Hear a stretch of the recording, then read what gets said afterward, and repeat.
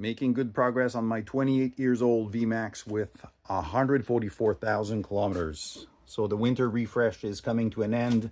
Front end completely new, progressive springs, Race Tech gold valve, new bearings, new discs, new about everything. Seals, bearings, brakes, clutch, valve cover, valve readjusted, tank resealed inside with POR 15.